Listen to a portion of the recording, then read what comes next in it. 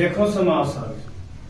तो समास का परिभाषा क्या है कि दो शब्दों से मिलकर बना एक अर्थपूर्ण शब्द है। समास क्या है? दो शब्दों से मिलकर बना एक अर्थपूर्ण शब्द है। जैसे चंद्रमुखी है ना, चंद्रमुखी को हम दो भागों में बांटेंगे, चंद्र प्लस मुखी। गगनचुंबी तो गगन प्लस चुंबी, गगनचुंबी होता है। तो ये दो शब्दों से मिलकर बना हुआ है, एक चंद्र हो गया और एक मुखी। दो शब्दों से मिलकर बना एक अर्थपूर्ण शब्द देता है कौन? समास। समास विग्रह तो समासिक शब्द को तोड़ना ही समास विग्रह कहलाता है। विग्रह का मतलब ही होता है दो भाग करना, विग्रह का मतलब दो भाग करना। तो समास विग्रह समासिक शब्द को तोड़ना ही समास विग्रह कहलाता है। इसे चंद्रमुखी, चंद्रमुखी को हम दो भागों में तोड़ेंगे, तो एक चंद्र प्लस मुखी। तो चंद्र और मुख में दो भाग में तोड़ दिए तो समास विग्रह। तो समास विग्रह मतलब तोड़ना, समास को अलग अलग कर देना समास विग्रह कहलाता है। पूर्व पद तो समासिक शब्द का पहला पद ही पूर्व पद कहलाता है। समासिक शब्द का पहला पद क्या कहलाएगा? पूर्व पद। इसे चंद्रमुखी में पहला पद कौन सा है? चंद्र। तो चंद्र क्या हो गया? पूर्व पद, और मुखी क्या हो जाएगा? उत्तर पद हो जाएगा। तो उत्तर पद समासिक शब्द के बाद का पद क्या कहलाता है? उत्तर पद। इसे मुख, लास्ट में मुख आया बाद में, तो मुख क्या हो गया? उत्तर पद। मुख्य या प्रधान पद किसको कहते हैं? तो ज्यादा अर्थ रखने वाला पद क्या कहलाता है? प्रधान पद। प्रधान पद या मुख्य पद, ज्यादा अर्थ रखने वाला पद। इसे मुख्य यहाँ ज्यादा अर्थ रख रहा है, क्योंकि चंद्रमुखी का मतलब क्या होता है? जिसका मुख चंद्रमा के समान हो, जिसका मुख चंद्रमा के समान हो चंद्रमुखी कहते हैं। गौण पद क्या होता है? कम अर्थ रखने वाला पद। इसे चंद्र, चंद्र क्या है? गौण पद है। अब देखेंगे समास के प्रकार।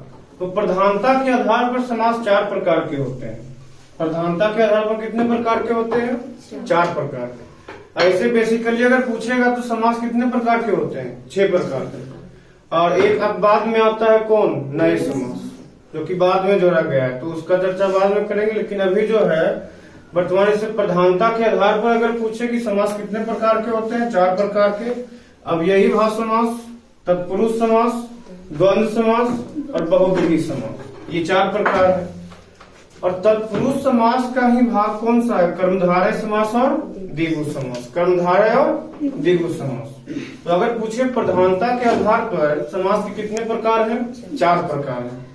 एक कितना कौन कौन है? अब यही भाव समास, तत्पुरुष समास, द्वंद्व समास और बहुव्रीहि समास।